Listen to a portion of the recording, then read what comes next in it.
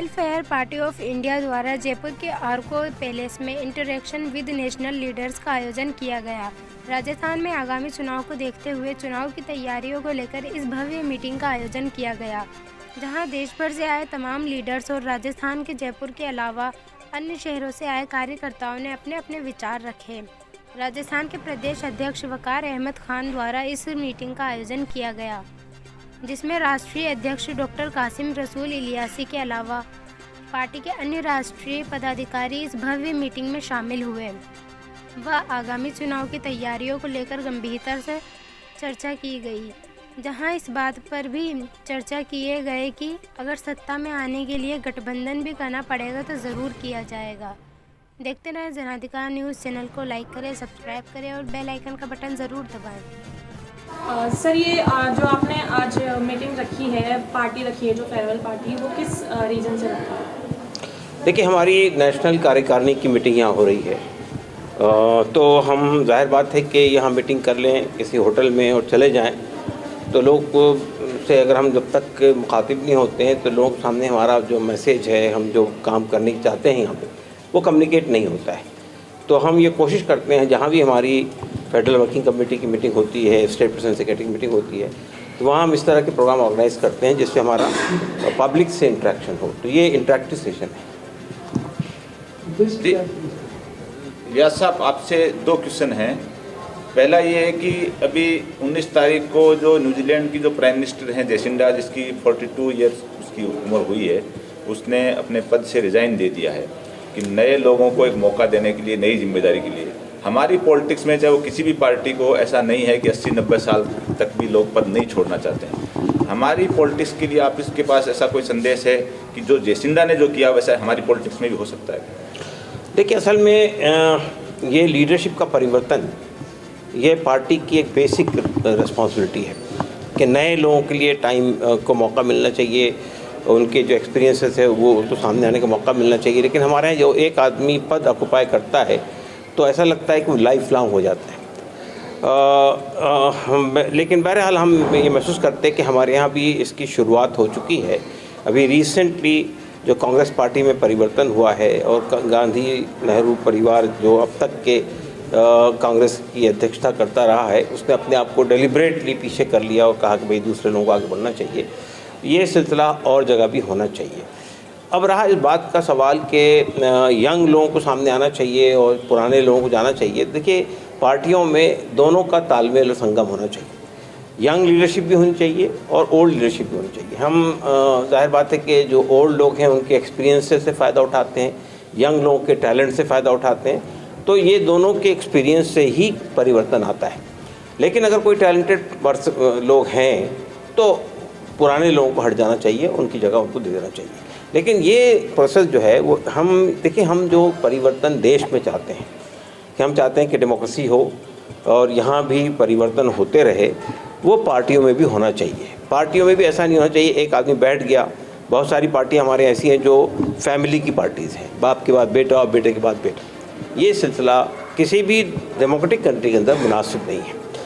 दूसरी बात ये मैं कहना चाहता हूँ कि इंटरनल डेमोक्रेसी हर पार्टी में होनी चाहिए।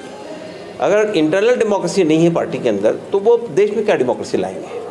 तो अगर पार्टियों में इंटरनल डेमोक्रेसी नहीं है, एक आदमी डिक्टेट कर रहा है, बाकी उसकी ही बात चल रही है, बाकी लोगों की बात नहीं मानी जा रही है, तो इसका मतलब ये है कि वो देश में भी डेमोक्रेसी को लागू नहीं कर सकता है। तो हमारे यहाँ हम ये चाहते हैं कि पार्टियों के अंदर इंटरनल डेमोक्रेसी भी हो, पार्टी के अंदर ट्रांसपेरेंसी भी हो, पार्टी को रिसोर्सेज भी पब्लिक के सामने आए, क्योंकि पब्लिक के दरमियान पार्टियां काम करती है।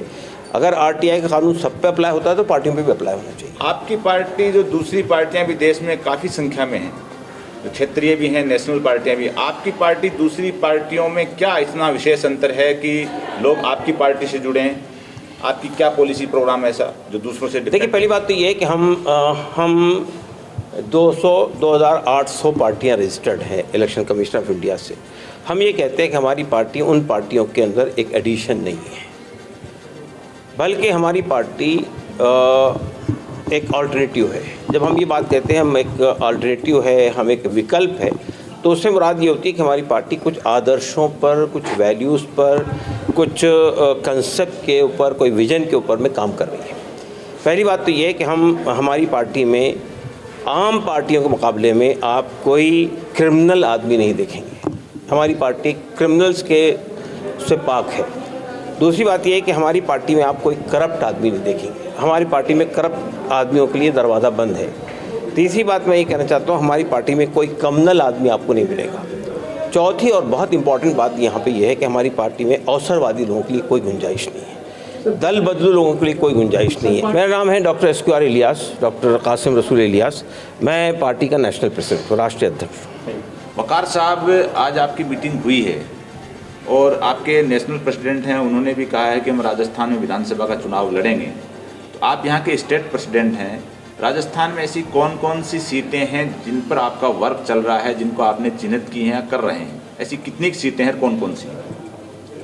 नहीं, अभी मीटिंग पूरी नहीं हुई है और जिनको चिन्हित किया गया है, जिन सीटों को, और असेंबली के लिए जो हम कंटेस्ट करने जा रहे हैं, तो उसमें अभी हमारा निर्णय अभी आखिरी नहीं आया है। लेकिन जिन डिस्ट्रिक्ट में हम जाना चाहेंगे उसमें जयपुर है, कोटा है, 12 में एक सीट है, वहाँ जाना चाहेंगे, और इसके अलावा सवाई माधोपुर में हो सकता है कि गंगापुर सिटी में भी हम जाना चाहेंगे। इस तरह कुछ सीट्स हैं जिन पर हम सोच रहे हैं और हम ये चाहते हैं कि वहाँ जहाँ हम जाएं वहाँ यानी ऐसा नहीं हो कि कम्युनल फोर्सेस को कोई फ़ायदा हो, बल्कि हम बहुत ही संतुलित अपने आप को रखते हुए और जहाँ हम जीतने की पोजीशन में होंगे वहीं पर हम जाना चाहेंगे। तो ये अभी निर्णय अधूरा है जिस पर मंथन चल रहा है, तो इस पर हम राजस्थान के अंदर MIM और SDPI भी चुनाव लड़ने का ऐलान कर चुकी हैं और वो दोनों पार्टियों का ग्राउंड भी मुस्लिम ही है, आपके भी एक बेस ज़्यादा मुस्लिम ही है। तो क्या इन तीनों पार्टियों में कोई तालमेल बनाने की आप कोई कोशिश कर रहे हैं? क्या ऐसा हो सकता है क्या? अभी तक कोई ऐसी बात आई नहीं है कि दूसरी जो पार्टी जिनका आपने जिक्र किया है वो आकर के या हमें बुला करके कहीं कोई बात करना चाहे। अगर बात होती है तो इस पर हम बात करने को तैयार हैं और सोचने और गौर व फिक्र करने के लिए तैयार हैं कि क्या हमारे इस गठबंधन से कुछ सीटें हम हासिल कर सकते हैं। मैं एक बात ये बता दूं कि हम सिर्फ माइनॉरिटी बेस पर इलेक्शन कंटेस्ट नहीं करना चाहते। इस देश के या इस स्टेट के हर नागरिक का जहाँ भी हम इलेक्शन में जाएंगे वहाँ हम हर, चाहे वो किसी सोशल बेस का हो, उसका हम वोट हासिल करना चाहते हैं। आज आपने वेलफेयर पार्टी की मीटिंग अटेंड की है, आपने स्पीच भी दी है। आपकी पार्टी नेशनल लेवल पे जो और पार्टियों से अलग डिफरेंट क्या क्या प्रोग्राम चला रही है ताकि उन पार्टियों से आपकी पार्टी अलग नजर आए? जी, वेलफेयर पार्टी ऑफ इंडिया एक ग्रास रूट लेवल पे लोगों से कनेक्ट करने की कोशिश कर रही है। वो लोगों के एक्चुअल इश्यूज को लेकर मैदान में आ रही है। रिसेंटली हमने एक नेशनल कैंपेन भी करवाया इन्फ्लेशन और अनएम्प्लॉयमेंट पर, और गवर्नमेंट के जो पॉपुलर फ्लैगशिप स्कीम्स हैं जैसे कि Ujjwala, prime minister Ujjwala scheme, और गवर्नमेंट की जो प्राइम मिनिस्टर अन्न योजना स्कीम, वो लेकर देखने की कोशिश भी की कि लोगों को तक क्या ये एक्चुअली पहुंची भी है, और पहुंची हैं तो क्या वो जैसे कि अब अगर आप उज्ज्वला स्कीम की बात करें, क्या विमेन जो BPL कार्ड होल्डर्स हैं उनको सेकेंड सिलेंडर लेने की क्या उनका जो उसका अनसब्सिडाइज्ड जो रेट में ख़रीदना है, मार्केट के रेट पे ख़रीदना है, क्या उनका वो पोजीशन है?